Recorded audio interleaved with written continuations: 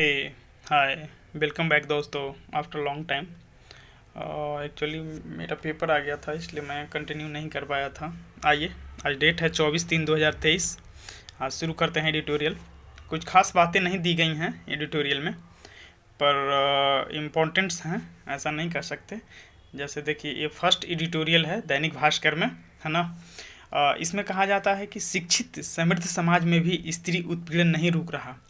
इसमें राइटर ये कहना चाहते हैं कि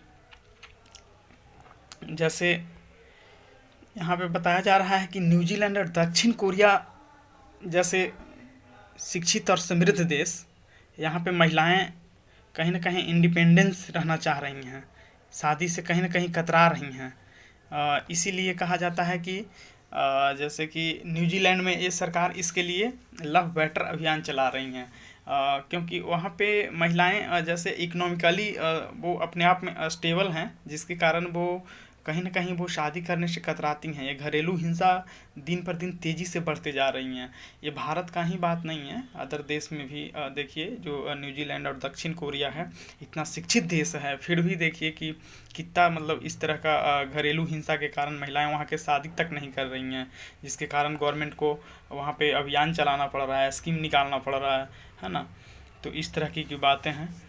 हर तीसरा महिला, यहाँ पे एक सर्वे में बताया गया है कि यहाँ पे हर तीसरी महिला घरेलू हिंसा और यौन उत्पीड़न के शिकार हैं। आधुनिक युग में परिवार और विवाह जैसे संस्थाएं भारत में भी बदल रही हैं।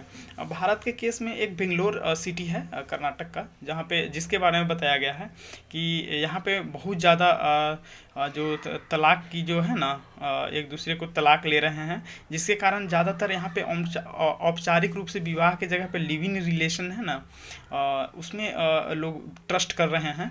क्योंकि कहीं ना कहीं घरेलू हिंसा में पति पत्नी के एक दूसरे में दबाव बनाते हैं, जिसमें देखा गया है कि 95% जो महिलाएं हैं उनको ही उत्पीड़न किया जाता है। पुरुष के केस में तो ऐसा होता नहीं है।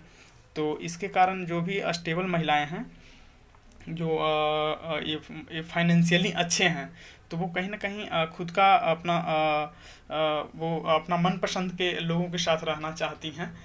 तो इस तरह की बातें चल रही हैं। और यहाँ तक कि भारत में तो ये बेंगलोर के केस में वहाँ पे अलग अलग तरह के कोर्स चलाई जा रही हैं कि पति पत्नी एक दूसरे से मिलकर रहें और एक दूसरे को समझें, और इस तरह की बातें चल रही हैं।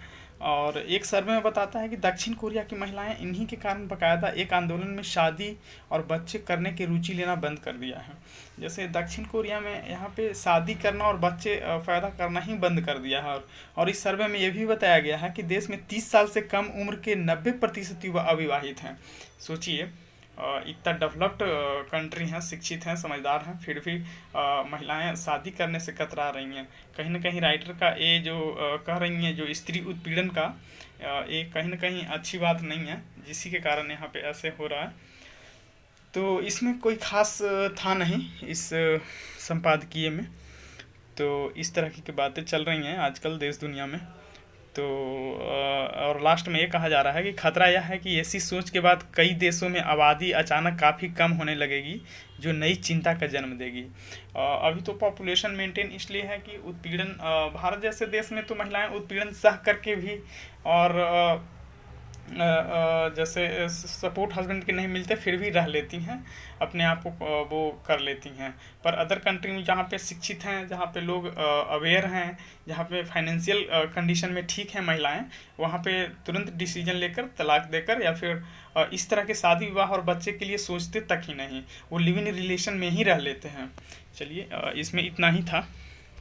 और नेक्स्ट संपादकीय में देखते हैं। इसमें बात की गई है खालिस्तान के लिए, जो अभी खालिस्तान का मुद्दा बहुत ही ज़्यादा चल रहा है। देखिए कि खालिस्तान वाली चुनौती बनते विदेश में पलते खालिस्तान, है ना। श्री राम चौलिया हैं लेखक, जो स्कूल ऑफ इंटरनेशनल अफेयर के प्रोफेसर और डीन हैं। इसमें कुल मिलाकर देखा जाए तो इसमें ये कह रहे हैं कि जो ऑस्ट्रेलिया, ब्रिटेन, कनाडा और अमेरिका में ही खालिस्तान चरमपंथी क्यों पनपते हैं। कहीं ना कहीं जैसे गवर्नमेंट, वहाँ की गवर्नमेंट हैं जो इस तरह के ध्यान नहीं दे रही हैं कि अगर आप किसी देश के बारे में इस तरह के वो मतलब उस किसी देश के विरुद्ध में आप आंदोलन करते हैं या फिर उनका झंडा कबाड़, अभी कुछ दिन पहले की ही बात है, ब्रिटेन में झंडा भारत का कबाड़ कर और खालिस्तान समर्थित झंडे लगा दिए गए थे। तो इस तरह की गतिविधियां चल रही हैं। तो इसमें लेखक ये कहते हैं कि गवर्नमेंट, जो इंडियन गवर्नमेंट है, कॉन्सुलेट, उनको संपर्क साधना चाहिए। जैसे ये अपना पश्चिमी देश, ज़्यादातर तो इसमें ब्रिटेन, कनाडा और अमेरिका, ये सभी पश्चिमी देश हैं, ऑस्ट्रेलिया भी हैं। तो कहीं ना कहीं देखा गया है कि यहाँ पे सिख ज़्यादा मात्रा में जाकर के बसे हैं, पर ऐसा भी नहीं कह सकते कि सभी सिख संप्रदाय के लोग हैं वो जिनका यही मंशा है कि एक अलग देश चाहिए, खालिस्तान उसका मांग कर रहे हैं सेपरेशन के लिए।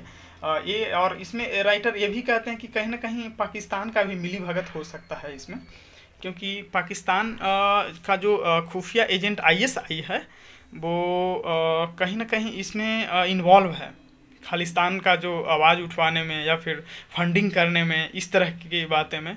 तो राइटर ये भी बताना चाहते हैं, है ना।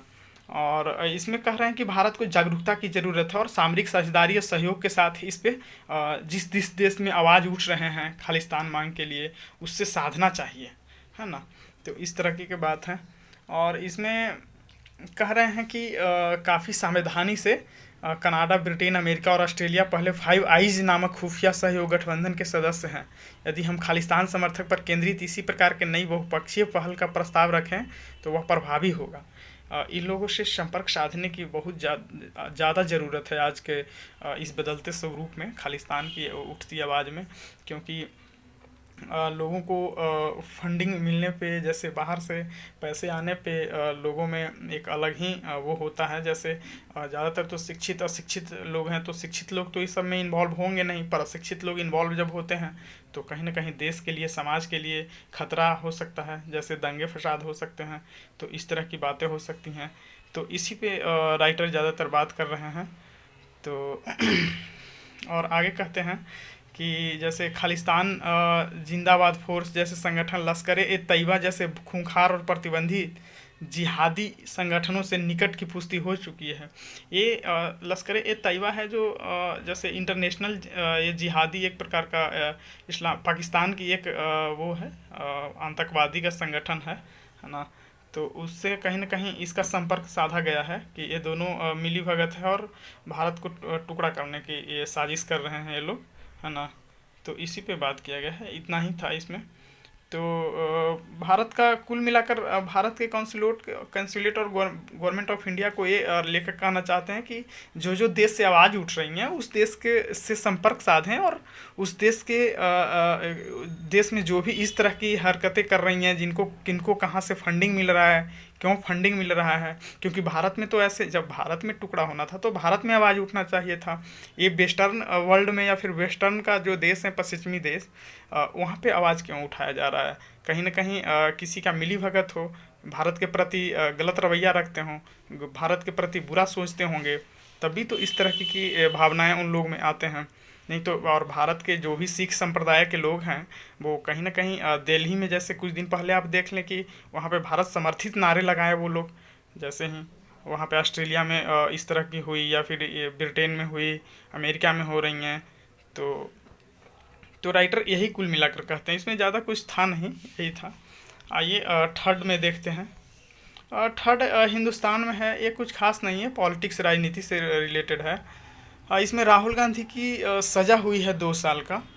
एक्चुअली ये वायनाड में एक रैली में इन्होंने अपशब्द बोल दिया था, अपशब्द नहीं कह सकते, ये इन्होंने ये बोला था कि जैसे 2019 का जो चुनाव था उसके दौरान सामने आई थी, आपराधिक मानहानि का केस कर दिए हैं, एक सूरत के विधायक हैं कोई, तो उन्होंने कर दिया है। एक्चुअली ये बोले थे कि जितने भी सरनेम मोदी जिनका सरनेम है वो लोग ही चोर होते हैं।